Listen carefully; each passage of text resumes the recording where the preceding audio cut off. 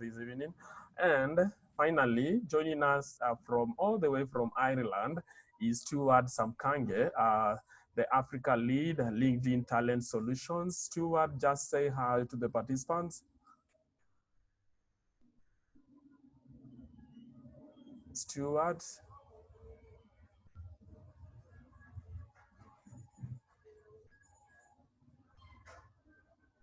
Can you guys hear Stuart, or is it just me? Aringo? He's on mute. You guys need to unmute him. Hi, Stuart. You've been unmuted. Perfect. Hello, good afternoon or good evening to you. Thank you very much for taking me off mute. Okay. Thank you very much, Stuart. We understand that down there or rather up there in Ireland, it is still in the afternoon. Here in Kenya, it is already in the evening. Thank you very much for joining us this evening, Stuart. So what are the key areas of discussion that these three panelists will be handling this evening? One is what are the key business principles that these venture entrepreneurs, or rather you as a participant, as a venture entrepreneur, that you need to succeed during this particular period. And another area that we'll be discussing is what innovative skills and strategies that you as an entrepreneur, you need to acquire for that you have resilience and adaptation during this particular period. And the third area and the last one is what strategic partnership do you need as a venture entrepreneur to be able to create a sustainable business venture? So those are the three areas that we are going to be discussing this evening, and we hope by the end of it, you are going to have gained a lot out of all these three. Thank you. At this stage, I want to welcome my fellow moderator, Akshen Aringo, to take us to the next stage of the session. Aringo? Thank you, Ruben. So for me, it will just be to introduce our panelists one by one, but I wanted to give an anecdote about LinkedIn and how powerful LinkedIn is for small business owners. Before COVID-19, every last Thursday of the month, what I would do is host a breakfast meeting for my employer or for our business. And in the room, we'd have between 15 people, and we'd target 15 people to come into this breakfast meeting and to have conversations with us about how we could work with them. What I hadn't now going into COVID-19, I realized the power of LinkedIn. And had I known it, I would have saved my money from all those breakfast meetings. LinkedIn has over 675 million users. There are 2 people who join LinkedIn every second. 9 out of 10 decision makers at the highest level of most organizations are on LinkedIn. So what I'm trying to tell you is LinkedIn right now for entrepreneurs is one of the most powerful tools for networking. And you should take advantage of it. Where I would only have about 15 people to pitch my business on a Thursday morning breakfast, I now have access to 675 million people. So the idea is to know how to upskill and to use the platform effectively for your business. And I think there's no better person to tell us a little bit more about LinkedIn like Stuart Samkange.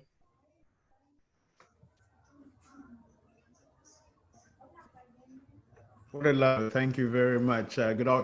Well, like I said, it's afternoon, and it remains afternoon here in Europe until 10 o'clock in the evening. So you can imagine the dilemma of trying to put children to bed because the sun is still out until 10 at night.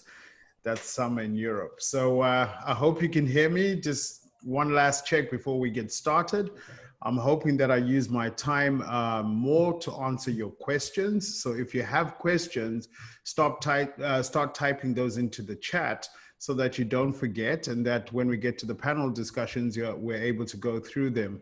But the idea behind how I wanted to flow on this was that I wanted to share my best practices, share a couple of principles that would then become the subject for us to have our discussions on. So if we've got the slide up on screen, that's it. I'll introduce myself. Thank you very much for that, Elizabeth. So yes, I work for LinkedIn. I'm proudly Zimbabwean. I've been with LinkedIn for the last 2 years. but I've had a career in which I've worked for 5 multinationals and lived in 7 African countries. And it is from that perspective that I'm going to take that experience of working with startups, working with people who are entrepreneurs, working with businesses that have had to transform and go through change.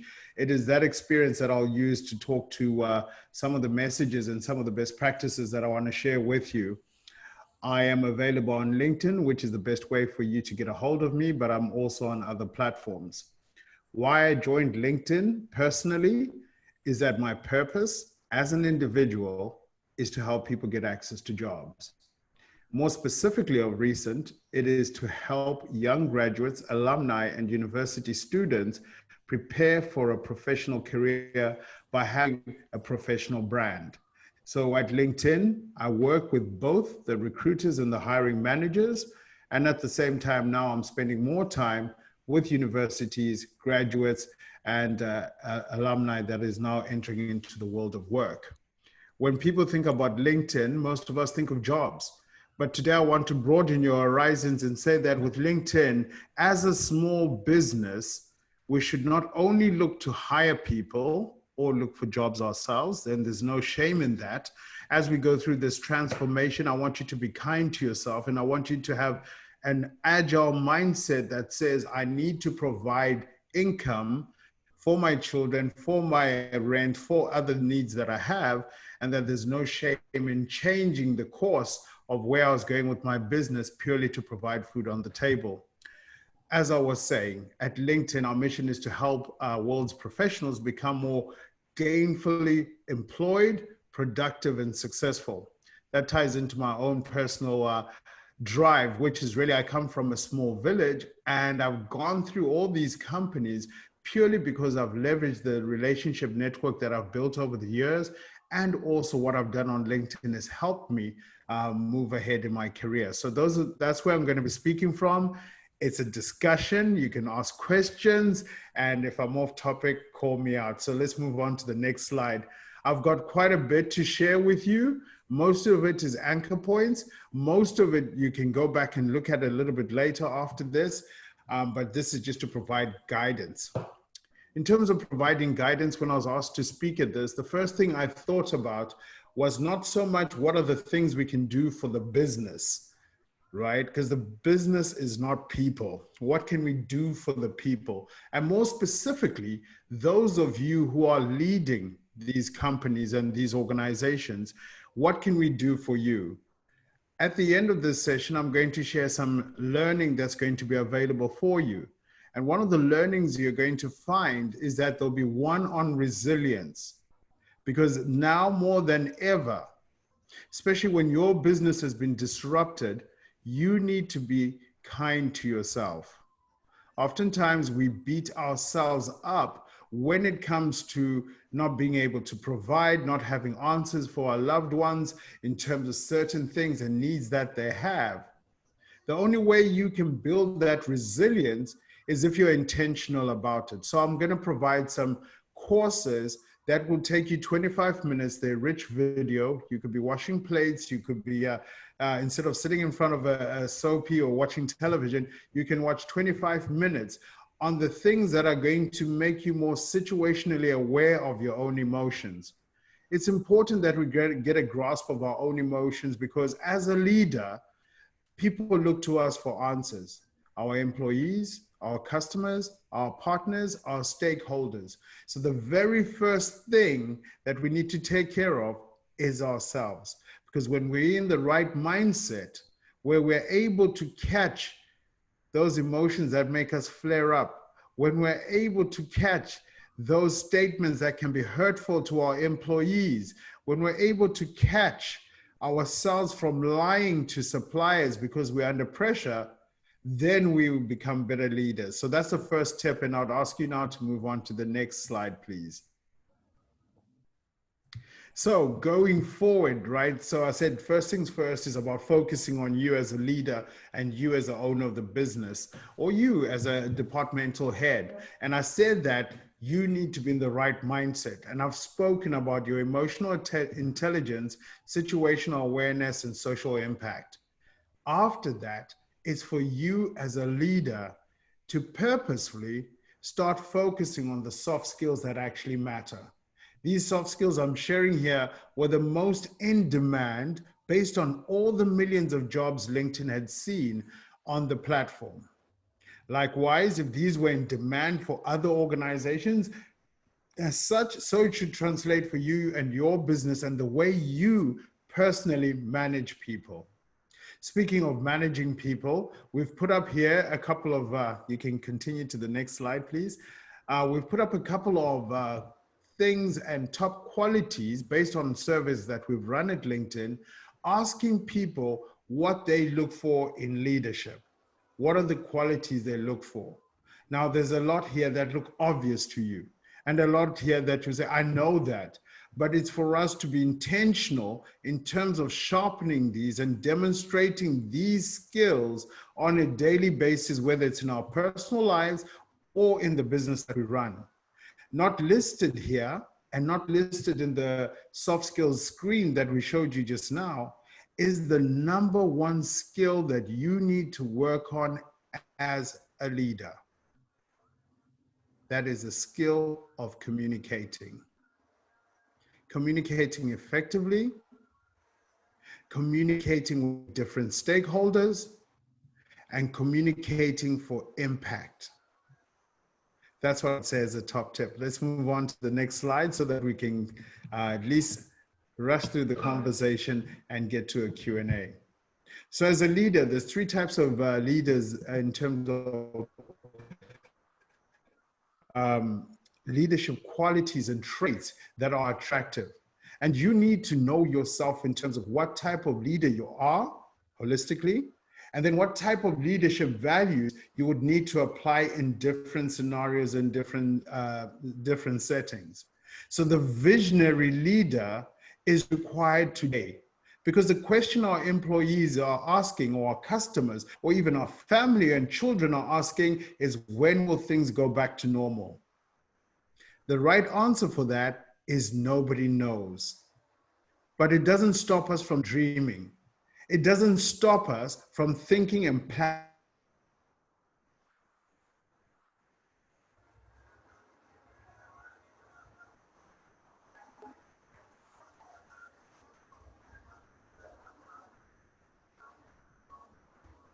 Short, medium term, and start taking the activities that are required to execute on that. Let's move on, please, to the next slide.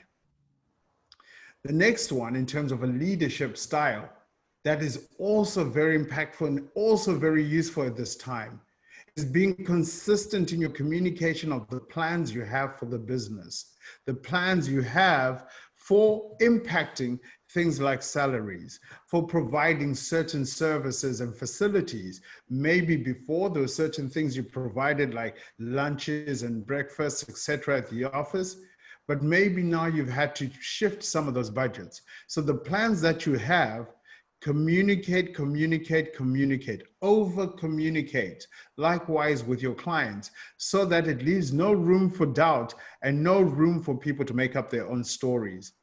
Collaboration, right now is the time for you as a leader to roll up your sleeves and get involved in the core business. I've seen small business owners delivering products themselves. I've seen small business owners dealing with customer service calls themselves, because right now is the best time for you to understand why people buy from you, why they do business with you, why the people who left you, why the people who are trying to get in are trying to get in. So go out there and use this time to engage and understand your audience. The next thing you want to do is, of course, focus on your diplomacy, your diplomatic skills. Going back again to communicating and communicating consistently, over communicating, and being transparent about what you're doing, and calling out the things you don't know. You're not a health expert, so don't speak on it. Rather focus on speaking about the things that you do that bring impact to your communities and the things that are within your own control. Next thing you want to do is, of course, focus on how we measure our people. The way we traditionally do performance management has to change. Of course, before it was based on me seeing you in the office, seeing the activities you're doing, and participating in regular meetings with you. But now you're working remotely. I don't see the work that you're doing. So let's change what we measure. Let's rather, like now, start measuring things like the amount of time people are learning, are spending on learning, the amount of engagement people are doing with our customers on the different platforms, the amount of time people are spending on phones with our customers to try and keep us sustainable. So watch your tone and change the way that you used to do performance management. Let's move on, please. So if you had to ask your employees, and this is, I've put this up so that you can think about it. It's a rhetorical question.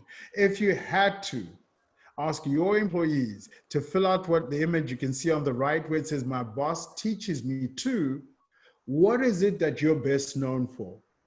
Why this is important is not only so that we can serve our employees better, it is so that you can articulate your personal brand. As you reinvent your organization, you'll be able to tell a different story in terms of what value, what impact, what results you're going after. Likewise, this will impact how you're going to be recruiting. Going forward, less and less, I see people looking at the academic qualifications, but rather hiring someone for competency. So have a look at how you hire, have a look at how you interact with your employees as you build your personal brand. If you think about Apple, for example, and we think about the late Steve Jobs, when you think of an Apple device, you think beauty, aesthetics, size, portability, simplicity, driven, cutting edge. That was Steve Jobs' personal character. So how are you bringing your personal character into your organization? Let's move on as we get close to wrapping up. So if anything, from the time I've spent with you now, or the time we'll spend after this, my recommendation for you is to invest in yourself. Make time for learning, and for learning from anyone and everywhere.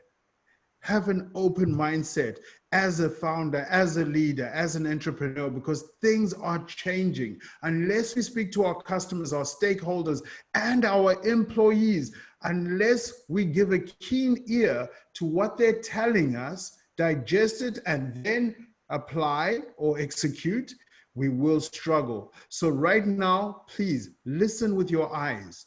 Even when you engage with employees, what's the body language? What's the unspoken things that they're communicating to you? And you, as a leader, continue to invest in learning. If you've never done video before, learn how to do video, because this is how people are engaging today. If you've never had a website, there's so many courses available that will teach you how to create a website. In fact, I'm going to give you courses that will help you manage your finance, help you find customers, help you market your business. And I hope you're looking forward to getting those links. Here's a list of some of the courses that people invested in when they moved into management roles in the year 2019. Ultimately, you know it, I know it. People don't leave organizations, they leave bad managers.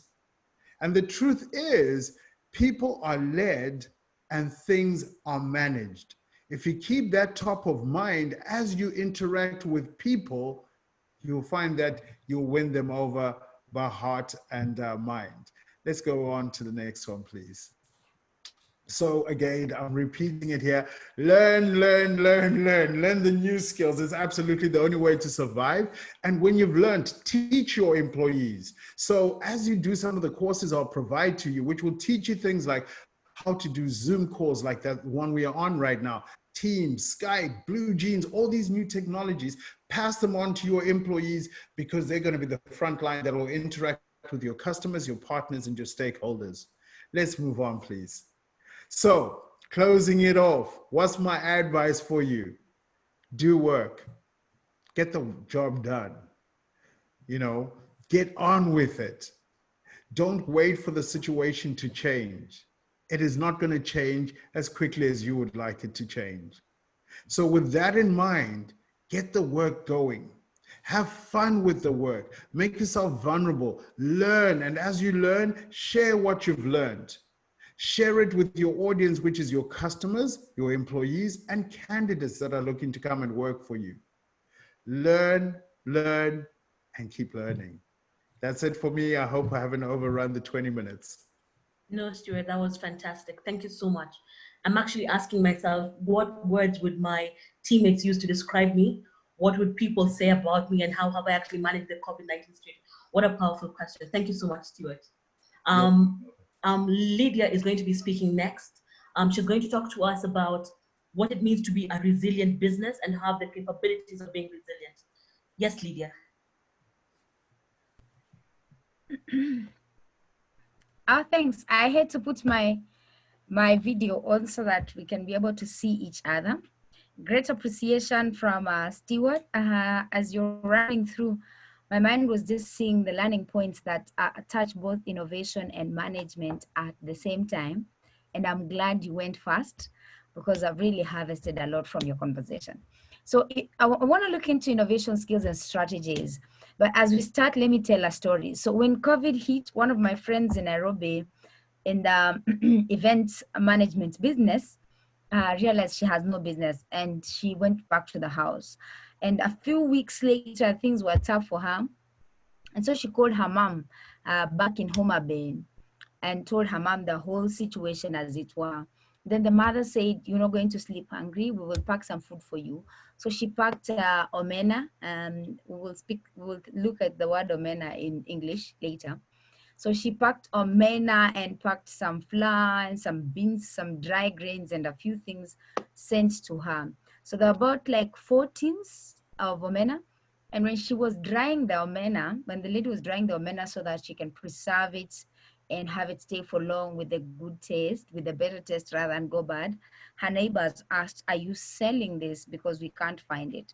And she decided, why don't I keep 1 tin and then sell the other 3?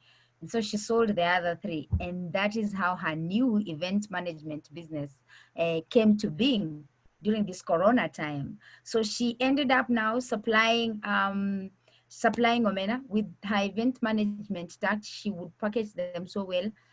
She's used to presentation and good appealing and branding of her product. And therefore now she's doing that alongside her event management business. So when you look deep, I can go to the next slide. So when you look into it, like, what do we need to survive?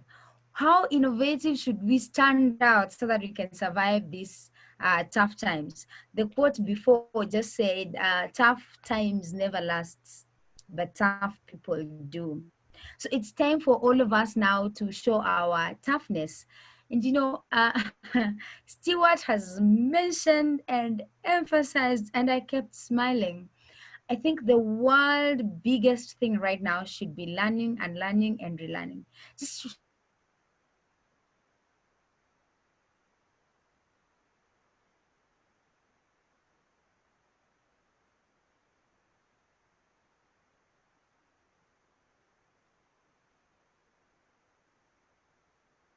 now there is time. As at now, your initial plans are not working. There's that disruptor. There can be even a sense of hopelessness, and all that even in business can come through, and you can go through the situation if you learn from that, and if you learn to do great other things. The other skill that will really help during this time is co-creation. Like what we are doing right now is we are sitting sharing as a team far and wide. Stuart is in Ireland. I am calling you guys from Kakamega, and Elizabeth has just told me she's in a cold place in Kilimani and all that. So many people have joined us from far and wide in the spirit of gaining knowledge around venture entrepreneurship and making ourselves relevant after this. So now this is the same approach that we'll have through. How can you co-create solutions for your business? You can sit down with your team. You can do Zoom call, you can do WhatsApp, even chats. The simpler, the cheaper it is for an entrepreneur, the better it is. Globalization opened the world. Somebody said in a meeting, globalization opened the world to greater things, and creating villages within the global space, that you can be able to get anything anywhere from a click of a button. But globalization also opened the world to infections to spread very easily, up to and including COVID-19. So how are we going to have an antidote for that? Co-creation. Same way it went out, sit down with the global minds and co-create solutions around your problem. And then this time also, the skills that can help us, it's increasing customer empathy. You now have time to fall back and look at the solution and the business solutions that you're offering. What needs are you addressing from the customer? Are they intentional and true to their need? And time to rebuild a product that will be more robust with greater empathy. Now, just to help us wind this, let's look at the strategies that we managed to bring up. One of the strategies that will help you surmount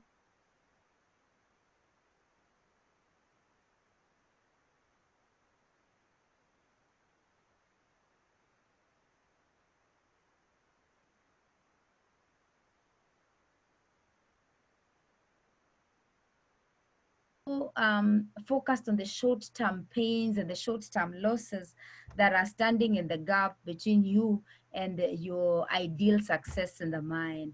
Look at what you envision to come in the near future, and this short pain will go away. Then also the second thing would be keep the core business as you build alternative revenue streams. While you concentrate on building alternative revenue streams, you should develop great empathy for your core business so that when the right time comes, which we all don't know, and you come back to business, then your business will be more powerful because you've taken time to build the core business, but also have alternative revenue streams that you're focusing on. For the example of my friend who's packaging omena right now and the small fish from Homa Bay, it's part of her event management business right now. So she's looking at alternatives. Another example would be of myself. I do supplies basically to schools because of my passion. My passion is in training and mentorship, and that should not take back my business. And so with time, I have never thought of supplying a restaurant or hotel or even a pub and a bar. The chairs that I do, I supply office desks, computer desks at schools, beds and everything in the western part of Kenya. So the other day, while talking to my networks, one said that they were making chairs, and I said, why not? I can do this. And the joke of the day is while I was making the chairs, our pastor decided to visit, and the chairs were for the pub.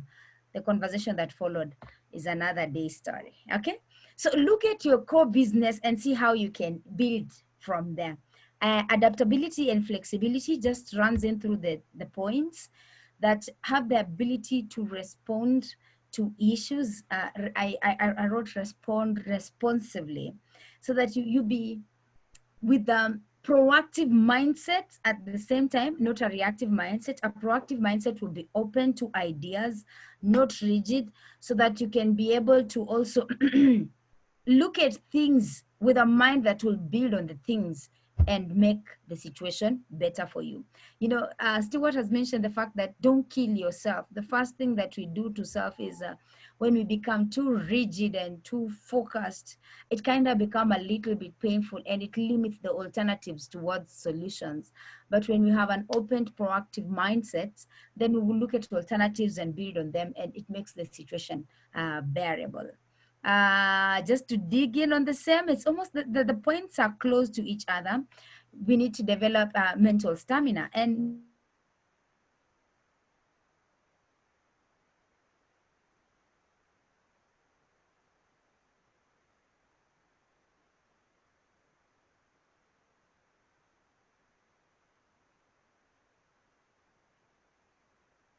networks are just not good, but when the networks work, then that makes it even better.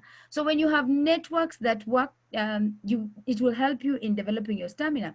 You can have conversations, even like these conversations, that will help in building the mental stamina. Seek encouragement. My girlfriend sought encouragement from the mother, and the mother offered a small solution that ended up being a big business idea. And right now she's doing a lot of supplies, domestic supplies, even to hotels, of that product that the mother helped to establish.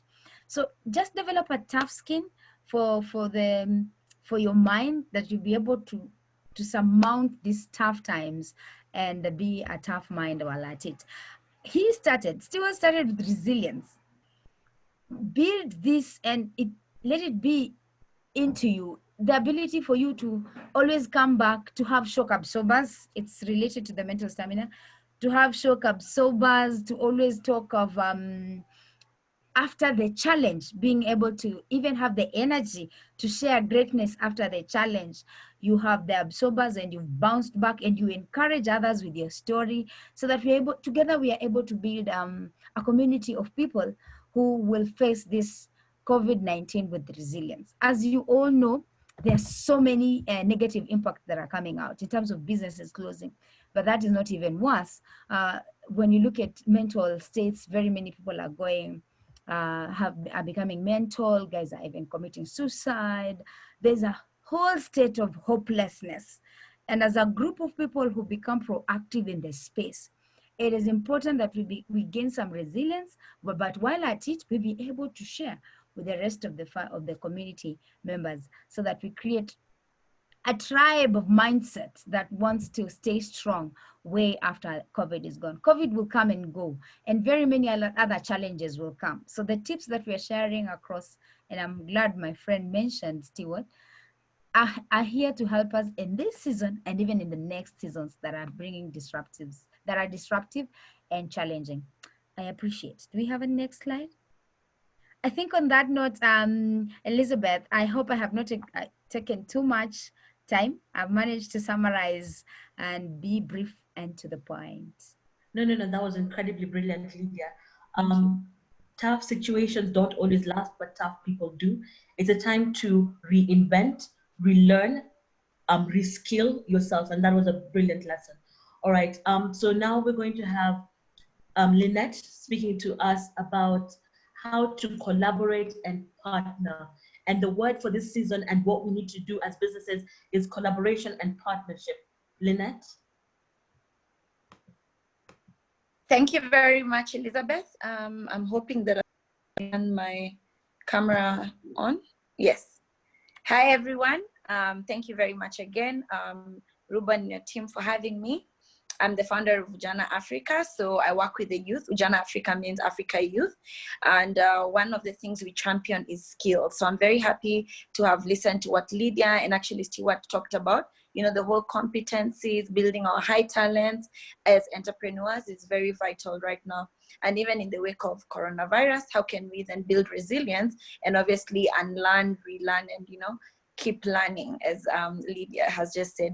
So right now I wanted to just take you through about partnerships. And before I go into my discussion points, I wanted to build a vision of an ecosystem, because that's what I think partnerships are here for. And especially when you talk about strategic partnerships, I look at how entrepreneurs can have an ecosystem that they can thrive in, not only in terms of accessing capital, but markets, mentors who will not only come in the form of helping them get investment, but mentorship in the sense of helping young entrepreneurs, startups to access even networks for their growth. So for me today, as we deliberate and discuss together, I would like us to start from the point of what talent do you surround yourself as a startup, as an entrepreneur, and basically allow me to read my remarks so that I can stick to the timelines. So just as I begin, I want to ask everyone, have you ever heard of this saying, don't go it alone? This is exactly how I feel about startups and entrepreneurs for me, because this is the rationale behind advocating for strategic partnerships. Don't go it alone. Simple and clear. For a startup to survive, it obviously needs to grow. Recently, I was actually reading an article on the explosive growth of the startup called Crepe, which has just gained 15,000 new users at the time of reading the article. It gained 15,000 new users for the app in only 4 days. This was as a result of aligning with key influencers in vertical markets. That is what I think about when I look at partnerships and strategic ones in that matter. So there are many other examples on leveraging partnerships as growth strategies in startups. And while reading this particular article, I couldn't agree more with their chief operations officer that strategic partnerships are really the best shortcut to the kind of explosive growth a new business needs. And before we conclude that growth means profit, remember as entrepreneurs and startups, we're always trying to think of profit. I would like to state that money cannot be the end goal of chasing these strategic partnerships. This kind of thinking has potential to limit mutual opportunity between partners in their authenticity and finding the right fit as part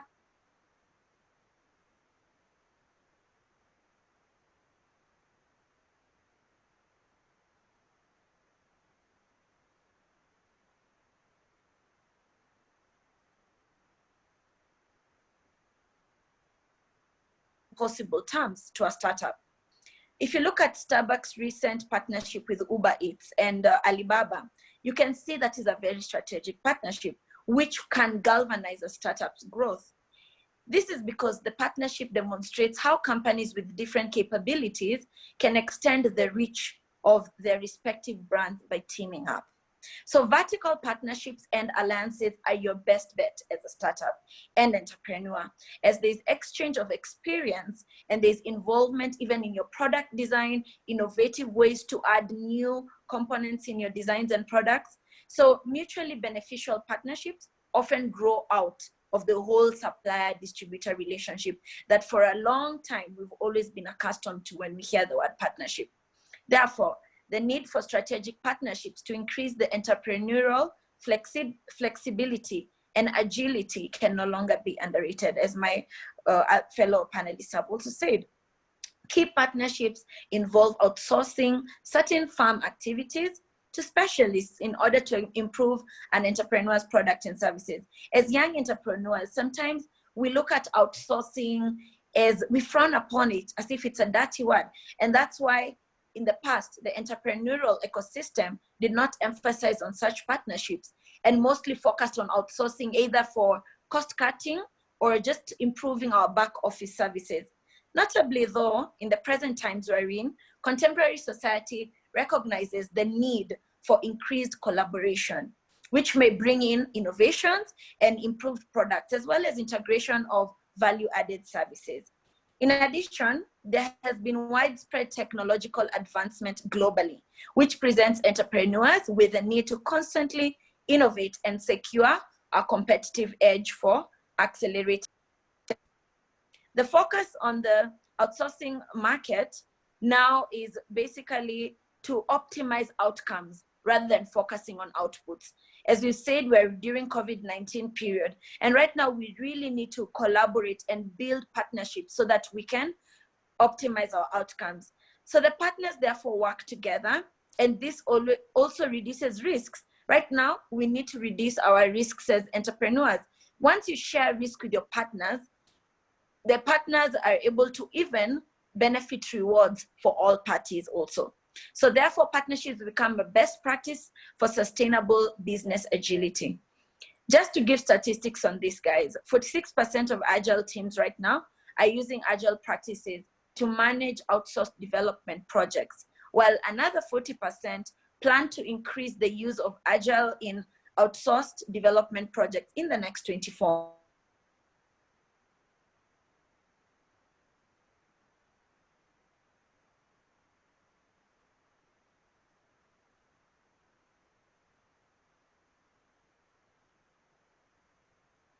To succeed, a partnership must be grounded in strategy and enlivened with imagination. In other words, don't limit the scope to obvious partners. I don't know if you've heard of a partnership between BMW and the designer Louis Vuitton. When you think about these two brands, it's not an obvious choice of partnership. So we need to start thinking outside the box as entrepreneurs for these successful partnerships. Who are the like-minded partner brands that you can seek collaboration with. It's never also a good idea for strategic agility to announce a partnership negotiated between leaders and expect the two teams to seamlessly integrate to execute their vision. So strategic partnerships may begin and end with each company's senior leaders.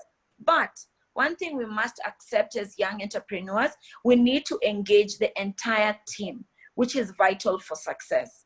And to that end, bringing members of your team along throughout negotiations with partners, with influencers, with other brands as much as possible. Getting to know the different players and defining their roles not only expedites the launch of the partnership, but obviously it builds trust and a trusting relationship that is essential for optimizing the partnership.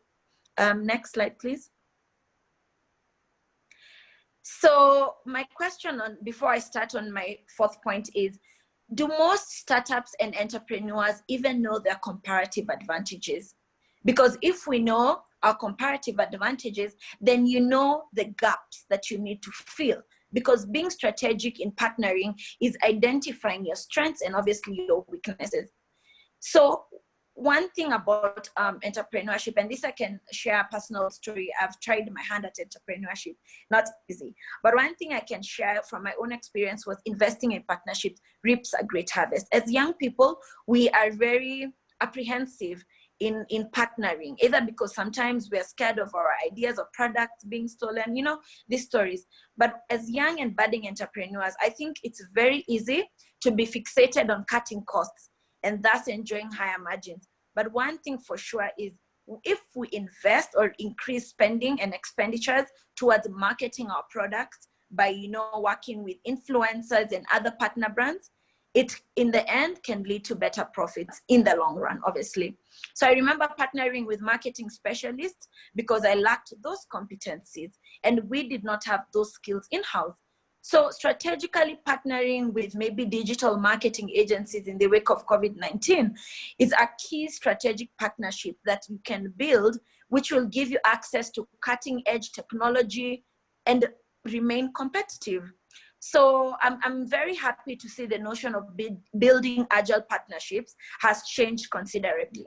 However, you cannot outsource something that you are not fully invested in. And as entrepreneurs, we ought to first understand business problems before looking for partnerships, because the partnership needs to enhance what you really lack sometimes.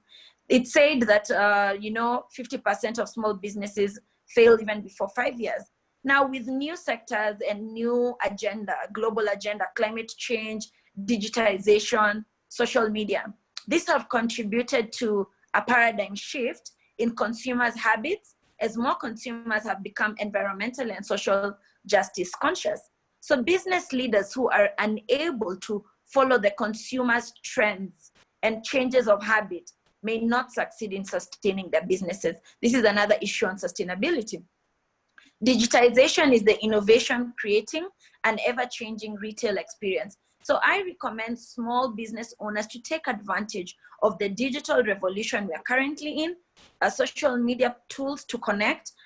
You've heard about what LinkedIn is able to offer, and seek collaboration with like-minded partner brands, not only to increase sales, but better serve their stakeholders and consumers. So according to Tolson, I read that more than 50% of purchases took place online in the United States from the year 2017. And now social media influences 78% of global shoppers. So digitization and rethinking our business models, I believe, calls for us entrepreneurs to really seek strategic partners. So the use of a digital device may help put in place a costless but robust business intelligence system to collect, store, and explore internal and external data. And I also recommend that small businesses owners seek partnerships to make their programs and products more cost efficient, as well as even partnerships that will secure the information systems. So another issue on flexibility, on my sixth point, is of the service providers and potential partners, is why predominantly startups have shied away from entering in partnership contracts. For a long period, a lot of partnerships entailed, time-bound, long contracts, and this has made many entrepreneurs and startups shy. But one thing we need to appreciate is the flexibility that has come with the new contracting out here. And this is a vital character trait, especially due to varying macroeconomic conditions and local conditions that startups face. The world is changing very, very fast, as we've had. And with these rapid changes, startups need to be able to flex their providers and their internal resources so as to cope with different types of conditions. At the crux of the new strategic partnerships is leveraging on external partnerships due to improved flexibility of contracts. Now more than ever, one can have a short-term contract, even for just a month, 2 months, and this allows partners focus on outcomes more than the cost. So entrepreneurs need not shy into entering contracts with partners, even for a short period, just to achieve maybe a potential outcome that they need to achieve and keep moving on. And also, at the same time, your partners need to retain business and get these contracts renewed. So partnerships is now mutually beneficial. And it also enhances these contracting services based on need. Like, for example, now during COVID-19, I can say businesses are experiencing quieter times. And basically, because of contracting services that are short-term, I think one thing is you can contract and stop the contract at any time. Businesses now can feel safe when they get services that they need by having short-term contracts. So in a nutshell, guys, as I wind up, I just really believe in strategic partnerships, and mine is to urge entrepreneurs and startups to look for areas of collaboration with other partner brands. Thank you very much. Thank you so much, Lynette.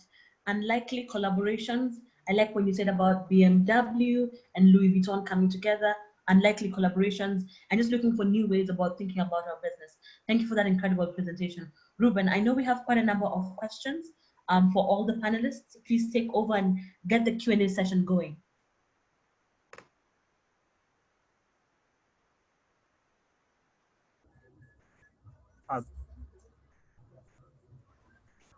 Thank you very much, Aringo, for a very good moderation on all that session. Thank you for the moderators for sharing with us all that knowledge. I'm very sure the participants have gotten a lot from you. Now, before I start the questions that have been dropped here on the chat session, I have 3 questions that I would like to ask each and every one of you, one each, that is, and I would like to start with Stuart.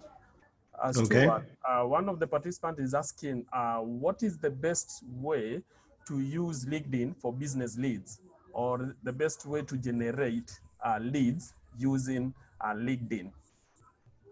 I could be speaking all afternoon or all evening in your time zone, but I think just some quick ones. First of all, use rich media.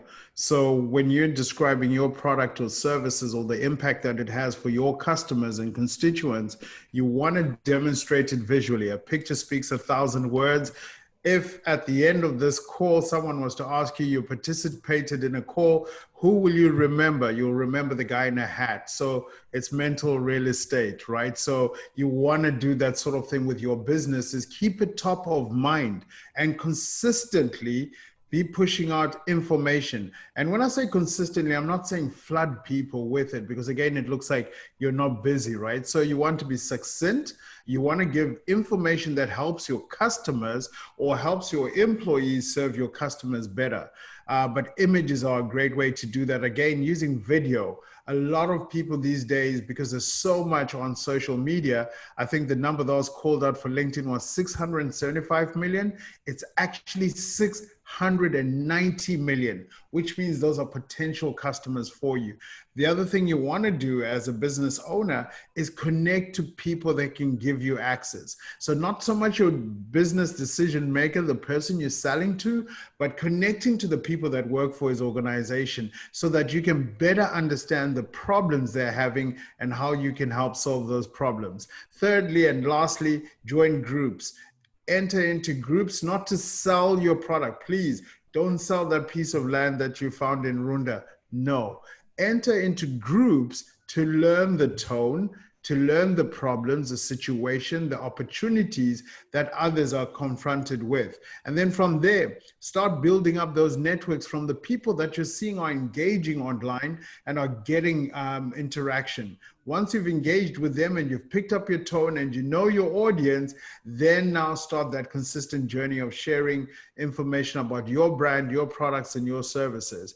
But you got to be credible, you got to be consistent, and you've got to be visual. Thank you. Thank you very much. When Stuart is talking about the millions of subscribers on LinkedIn, actually what he's trying to say is there are millions and millions of opportunities when you are using LinkedIn for business leads. Thank you very much, Stuart. There's another question about the GAP program, or rather graduate activation program. But before I come to you on that question, I would like to go to Lydia. Lydia, there is a question here from one of the participants.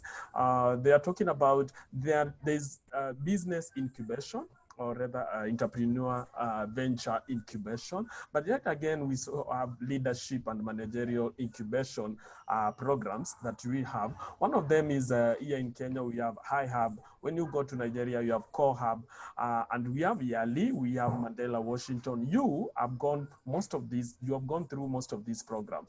What would one actually gain from joining one of these incubation programs? Why does one, or rather business leaders, why do they need to join these incubation centers? What would be your advice on this? Great. One more time, I pick from where Stuart left. One of his sentences was, and that's interesting. One of his sentences was, join groups to learn the tone, learn the situation.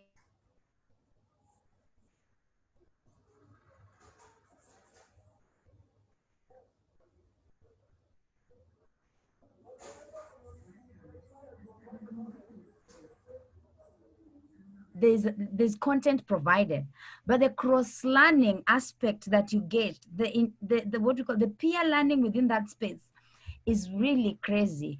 In all the spaces I have been, the networks that we have created, I have been able to do business in Ethiopia, and also did business in Tanzania. And, you know, looking at myself as a village girl, that would never happen if I'd have stuck in my village and stayed there. And when you look at mindsets, and when you look at approaches, we are talking about having an open-minded mindset. That cannot come if you stick in the same space that you are. Learning within your same area, within your business and your peers is good, but learning away from your comfort zone is a disruptor, and that gives you better growth. You heard very well when we were talking about policies and forming partnerships. Critical and strategic partnerships are formed when you understand your business. But you can find out the people within your space maybe have the same skill set. You've had the same experience. And somebody told me, and in the village, when you talk, people think you're the village champion. Your ideas are always selling. Wait until you get into a space where when you open your voice and your points are close to, they're just like any other points. That's when you're disrupted and you're put on the spot to learn more, to look for better partnerships. So the mentorship programs, the managerial meetings, the learning and relearning, one, give you content, but that is not enough. The killer punch is the networks that brings with it. It opens your world and creates what people call globalization, learning environment, change of individuals. Like me, I'm a total product of mentorship programs. And when I look at myself now, today I'm talking to you in the presence of Stuart, it will never have happened if I didn't go back into those learning platforms and understanding self and business. Thanks. I think someone else can add on to that. Yeah. Lisbeth. Thank you very much, Lydia. I'm very sure most of the participants are getting all this and they are noting them down, because it is very important. And if they want to get in touch later on, I'll be giving them your handles later. Now, When it comes to Lynette, there's a question here, and I will give an example so that we all understand it much better. And a participant is asking about what we call individual partnership. Now, we were talking about entrepreneurship partnership or rather business partnership, but now there is an individual kind of partnership. For example, Aringo, or rather my fellow moderator, has been running webinars with the same kind of agenda as the same one that we are running here today. So I came and we partnered with Aringo so that we can have one webinar and we have the same kind of agenda. So when it comes to that individualism kind of partnership, where two people are coming together and they are starting the same kind of a venture, instead of I starting a venture and you starting a venture, and then we are struggling to put it across the market. What about when we come together and we start the venture together and we work towards success together? What would you say about that, Lynette? So thank you, Ruben. And I think that's also a question that entrepreneurs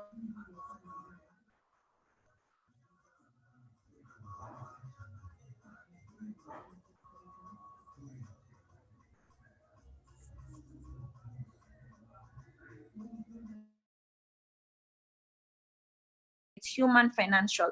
So I like to partner, especially individually, if we are kind of bringing together what you have readily available and what I have readily available, right?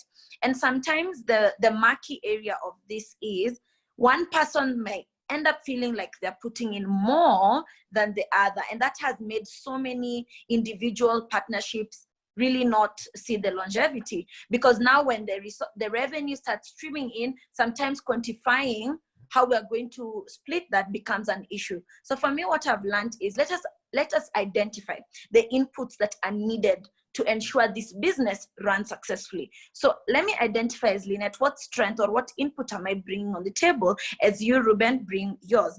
And maybe that can be able to guide us even in our operations. However, one thing I wanted to talk about when I talked about mentors, and I said sometimes we don't need to only have mentors to ask for capital. As young people, when you get a mentor, the first meeting, the second meeting, you're already asking for investment. Can you introduce me? I always say, don't do that. You can gain so much from a mentor. Do you know there's so many mentors who can give you legal counsel? So whenever you're starting this individual partnerships, if you get very good legal counsel, there's better structuring of your partnership than when you do it out of the blues, right? As you said, there's so many fellowships, programs, training of managers that we've been told to undertake. So if you can get some training before you engage in individual partnerships, I'm really for that. Because young partners always end up, I don't know, they really end up getting entangled and just not being happy because of not understanding the business from the onset. What do you guys have to add on to that? Totally agree with you. We live in the collaborative mindset era. And you see this even in the music that you listen to, how you can get a hip hop artist working with a country music artist and then going global and going viral because you've mixed two cultures or two things that do not seemingly look like they can work together. So when I think of partnerships, I might not necessarily reach out to people that are in the same sector because, of course, like you said, we're human beings. You get the jealousy, you get the, oh, you took my clients, etc. But if I collaborate with something that's complementary, but traditionally not associated with my business. I mean, you've seen all the pharmacies that are now across every service station in Kenya. That's again a collaboration of someone seeing that, look, people are coming to the service station to get fuel. And usually when their car's getting serviced, they can run in and buy drugs or whatever it is that they need. So it's a collaborative mindset era.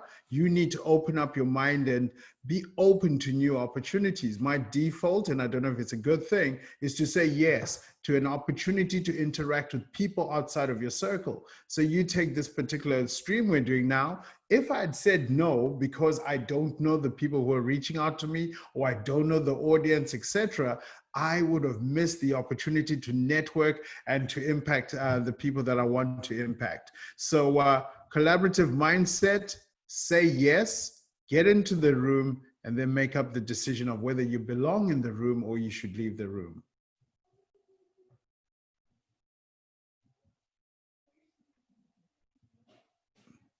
I've gone. Everybody else is on mute, and I just. Ruben, you're talking, but you're on mute, so we can't hear you. I think so. Sorry. Yes, I was saying thank you very much, Lynette, for that information, and Stuart for adding that. I'm very sure the participants are noting all this down. Now, there is another question for you, Stuart, about the GAP program, that is Graduate Activation Program. I'm very sure that we might have someone here who is actually not in entrepreneurship and they are looking for a job opportunity. So when it comes to Graduate Activation Program, how do you connect, or how does the program work? How does it connect to young people? How does it connect young people to opportunities out there using LinkedIn? Okay, so the Graduate Activation Program, we run it across Africa. There's certain key universities that we have chosen this year to specifically focus on. And what will happen with those universities and other institutions is that we will partner up to, first of all, help people build out their personal brand, help them build out their professional brand, and then show them the things that will help them stand out. After that, we then focus on skills that are required in order for people to enter into the job market. So what are the skills that are available for us to learn at no additional cost so that we can access opportunities? The next thing that we'll do is work with the career services organizations at different universities, because with what's going on right now, we can't travel in country. So in order to scale, there's a train the trainer process that will take place in terms of bringing the same resources that we have, which is how to build your resume, how to do video interviews, how to prepare for interview questions, body language, all these things that are there to help young professionals. We would then find a way to impact and enable the universities so that they can do it on a more consistent basis, because classes are graduating all the time. Ultimately is to prepare African professionals by the use of keywords, by the use of building their profiles, them telling their story, to position them better to be identified by the recruiters and the hiring managers that we work with across Africa. We're partnering up, as you know, we're signed up with Microsoft in terms of an acquisition. We're an organization that's under Microsoft's umbrella. There's other initiatives that we've got there where, again, we're taking the Microsoft technology, making it available for young people in Africa to learn and to start their businesses, or at least to apply for jobs based on those skill sets. So the key thing is driving skills for young people and helping them shape their personal brand and their professional brand to suit the jobs or to suit the market where they're going to be entrepreneurs. So that's our plan around the Graduate Activation Program. Thank you very much, Stuart, for that information. Participants, I just want them to know that for more information about this, they can always get in touch with you over on LinkedIn. I'll be giving them your handle as we finish up. Now, there's another question, and the last one to Lynette. Lynette, there's this question about starting a venture through partnership. Is it possible to start or there to get a partner to support you while you are starting a venture? Not while the venture is existing, but at the start. Is it possible to get a partner? Okay, so I think also that's one of those discussions that are out there. Yeah. Again, I'm giving personal views. You know, on Twitter, the way you write, these are personal views. My personal view is there's a very common relationship that exists between entrepreneurs and partners called the master-slave relationship. And this is very common at the onset. Remember, as a budding entrepreneur, you are very eager to get your product out there. You're very eager to get your idea, you know, maybe recognized so that you can be incubated and accelerated. So at that point, because of that quote unquote desperation to get ahead, sometimes entrepreneurs give so much of their ideas, of their original products to these partners. And that's why I keep saying I would rather engage a partner later on, not at the onset. Later on, I've understood my product, I've understood my strengths, I know my comparative advantage. I've identified with the gaps. Why do I need an investor? Why do I need a partner? I know that clearly, such that when I go to pitch, I'm not easily swayed by the partner. Because remember, even partners, some of them, they want equity.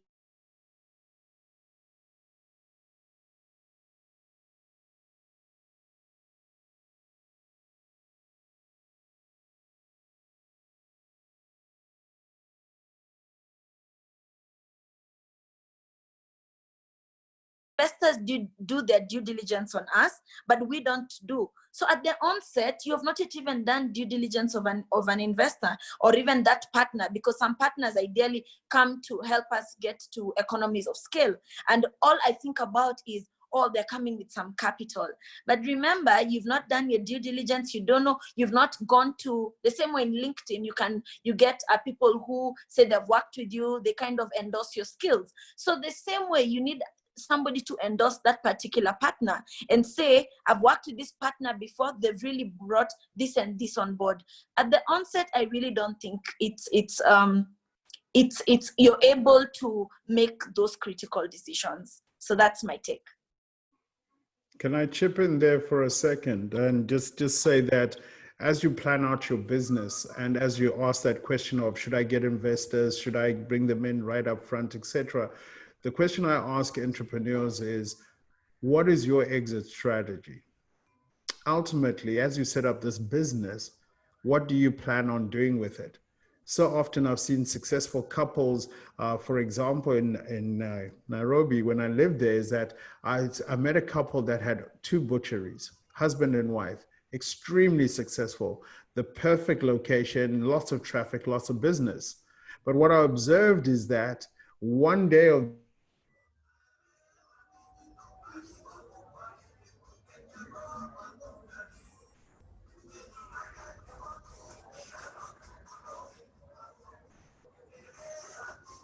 the wife would be missing, but the husband be on duty and moving between the 2 shops. That's because it was a butchery. And that's because they did not have an exit plan.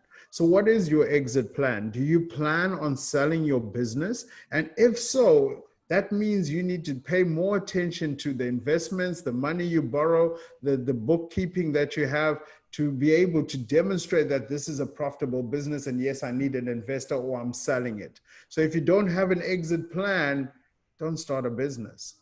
Start there. I love that quote. I love that quote.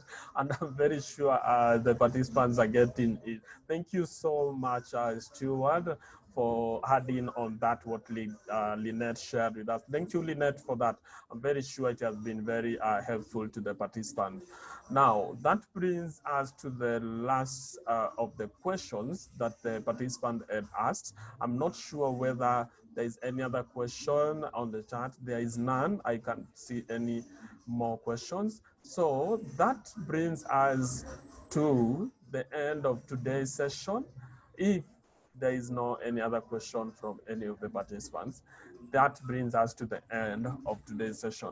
Thank you so much. I want to appreciate the participants who joined us during this session. Thank you so much for taking the time to join this session. I'm very sure you have learned, you have gotten a lot of outcomes out of it. And I also believe this is your learning path and you're going to get even more lessons from the panelists when you continue conversation with them on social media.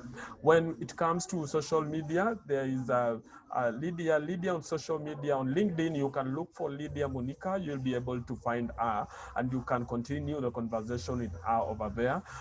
Lynette Mwende or Lynette Linai on LinkedIn and also on Twitter, you'll be able to find her. You can continue the conversation with her over there. And Stuart Samkange, you can find him on LinkedIn and also on Twitter with the same name.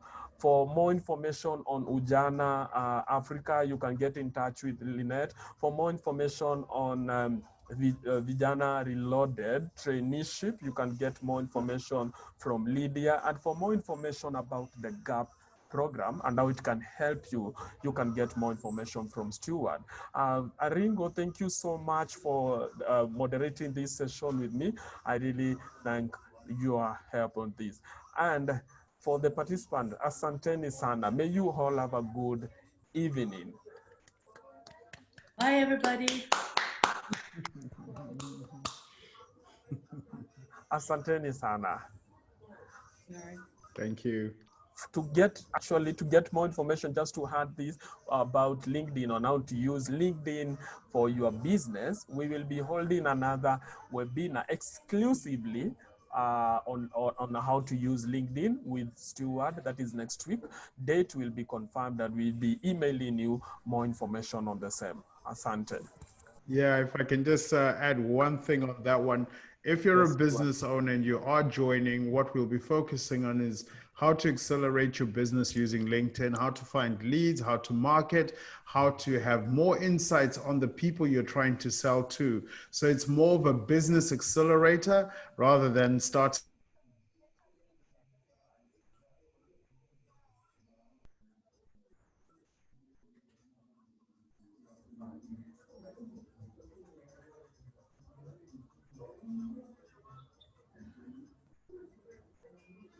You all, I'll be keeping in touch. Thanks. Cheers. Thank you.